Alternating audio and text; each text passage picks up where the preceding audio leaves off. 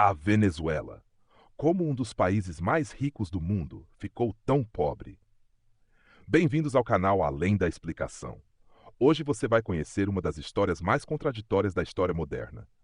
Como um país que possui algumas das maiores reservas de petróleo do planeta chegou ao ponto de enfrentar falta de alimentos, hiperinflação, êxodo em massa e uma das maiores crises econômicas do século XXI. Como uma nação que já foi considerada uma das mais ricas da América Latina, viu milhões de seus cidadãos deixarem tudo para trás em busca de sobrevivência? A resposta não cabe numa única palavra. Não foi apenas o petróleo. Não foi apenas um presidente. Não foi apenas sanções internacionais. Não foi apenas corrupção. Foi uma combinação de décadas de decisões econômicas, políticas e institucionais que, pouco a pouco, enfraqueceram um país que parecia ter tudo para prosperar. Prepare-se, porque esta não é apenas a história da Venezuela. É um alerta sobre o que pode acontecer quando um país rico acredita que riqueza natural é suficiente para garantir prosperidade. Um país sentado sobre um oceano de petróleo. Imagine acordar todas as manhãs sabendo que sob os seus pés existe uma das maiores riquezas naturais do planeta.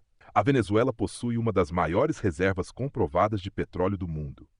Durante boa parte do século XX, isso parecia uma bênção, principalmente depois da década de 1970, quando os preços internacionais do petróleo dispararam. O dinheiro começou a entrar em volumes gigantescos. Entrava tanto dinheiro que muitos acreditavam que aquela riqueza jamais acabaria. O petróleo financiava praticamente tudo: estradas, hospitais, escolas, importações, programas públicos, salários. O país passou a depender quase exclusivamente dele. E foi justamente aí que nasceu um dos maiores problemas. A riqueza que virou dependência.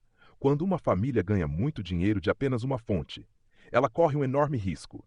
Se essa fonte desaparece, toda a estrutura entra em colapso. Foi exatamente isso que aconteceu. Enquanto outras nações investiam em indústria, tecnologia, inovação e diversificação econômica, a Venezuela apostava quase todas as suas fichas no petróleo. Era mais fácil importar alimentos do que produzi-los. Era mais fácil importar máquinas do que fabricá-las. Era mais fácil comprar produtos do exterior do que fortalecer empresas nacionais. O petróleo pagava tudo. Durante algum tempo, parecia funcionar. Mas dependência nunca é sinônimo de segurança. Quando o petróleo caiu, o mundo mudou. Os preços internacionais do petróleo começaram a oscilar. Em alguns períodos, despencaram. De repente, a principal fonte de dinheiro do governo diminuiu drasticamente. E o país descobriu que havia negligenciado praticamente todos os outros setores da economia. Não existia uma indústria forte. A agricultura estava enfraquecida. As exportações eram pequenas. A economia havia perdido sua diversidade. Era como uma pessoa que construiu toda a sua vida financeira dependendo de um único salário. Quando ele desaparece, a crise chega rapidamente. A chegada de Hugo Chávez. No final da década de 1990, grande parte da população estava cansada da desigualdade, da corrupção e dos antigos partidos políticos. Foi nesse cenário que surgiu Hugo Chávez. Ele prometia combater a pobreza, distribuir melhor a riqueza, enfrentar as elites tradicionais. Durante os primeiros anos, impulsionado pelos altos preços do petróleo, seu governo ampliou programas sociais, aumentou os gastos públicos e nacionalizou diversos setores da economia. Milhões de pessoas tiveram acesso a programas que antes não existiam. Mas havia um problema. Grande parte dessas políticas dependia do dinheiro do petróleo. Enquanto o barril permanecia caro, o sistema parecia sustentável. Quando a arrecadação caiu, as dificuldades apareceram com força. O Estado começou a controlar cada vez mais. Ao longo dos anos, aumentou o controle estatal sobre empresas e setores estratégicos. Diversas empresas privadas foram estatizadas. Houve controles de preços e de câmbio. Na intenção de tornar produtos mais acessíveis, muitos preços passaram a ser definidos pelo governo. Na prática, isso gerou outro problema. Produzir deixou de ser lucrativo para muitas empresas. Algumas reduziram a produção, outras fecharam. Com menos produção, vieram as prateleiras vazias. E com produtos escassos, vieram as filas. Longas filas, filas por leite, por arroz, por farinha, por medicamentos. Imprimir dinheiro nunca cria riqueza. Quando o governo passou a gastar muito mais do que arrecadava, surgiu outra decisão: emitir mais moeda. O problema é que dinheiro só tem valor quando existe produção por trás dele. Se a quantidade de dinheiro cresce muito mais rápido que a produção, os preços explodem. Foi exatamente isso que aconteceu. A Venezuela mergulhou em uma das maiores hiperinflações da história recente. Os preços mudavam quase diariamente. O salário perdia valor em questão de horas. Economias de uma vida inteira desapareceram. Notas de dinheiro tornaram-se praticamente papel. Corrupção e instituições enfraquecidas. Outro fator frequentemente apontado por analistas foi a corrupção. Durante décadas, bilhões de dólares provenientes do petróleo desapareceram em esquemas de desvios, má gestão e contratos suspeitos. Ao mesmo tempo, instituições que deveriam fiscalizar o poder perderam autonomia. Quando a fiscalização enfraquece, os erros tendem a aumentar. E quando erros deixam de ser corrigidos, eles se acumulam. Nicolás Maduro herdou um país em crise. Após a morte de Hugo Chávez, Nicolás Maduro assumiu a presidência, mas encontrou um cenário muito diferente daquele dos primeiros anos do chavismo. O petróleo já não gerava a mesma receita. A economia estava extremamente dependente do Estado. A inflação acelerava. A produção caía. Nos anos seguintes, a situação piorou.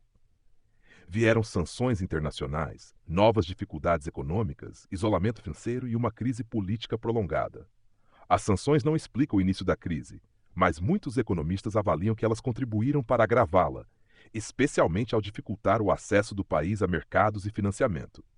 O maior êxodo da história recente da América Latina.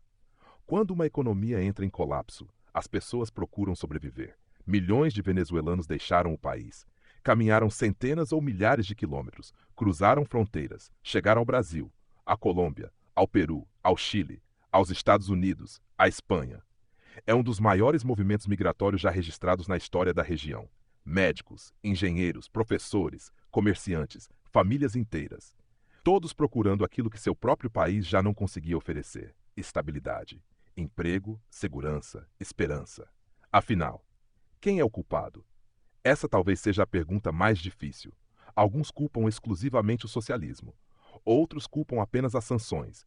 Há quem responsabilize somente a corrupção, ou apenas a dependência do petróleo. A realidade é mais complexa. A crise venezuelana nasceu da combinação de diversos fatores. Dependência extrema de uma única riqueza, má gestão econômica, controles excessivos em vários setores, corrupção, instituições fragilizadas, queda do preço do petróleo, conflitos políticos e, posteriormente, sanções internacionais. Nenhum desses elementos sozinho explica toda a história, mas juntos ajudaram a construir uma das maiores crises econômicas e humanitárias das últimas décadas. Esta é uma lição para o mundo. A Venezuela prova que possuir recursos naturais não garante prosperidade. Petróleo não substitui boas instituições. Minérios não substituem produtividade. Riqueza natural não substitui educação. Nenhum recurso substitui segurança jurídica, estabilidade econômica e responsabilidade fiscal. Porque um país pode ser imensamente rico debaixo da terra e, ainda assim, ver seu povo empobrecer na superfície. Talvez essa seja a maior lição da história venezuelana. A verdadeira riqueza de uma nação não está apenas no petróleo que ela possui. Está nas instituições que constrói, na confiança que inspira, na liberdade econômica que promove, na capacidade de produzir, inovar e criar oportunidades para a sua população. Se este vídeo ajudou você a compreender uma das histórias mais marcantes da América Latina, deixe seu like, inscreva-se no canal Além da Explicação e compartilhe este conteúdo. Porque entender a história é uma das melhores maneiras de compreender o presente e evitar repetir os mesmos erros no futuro.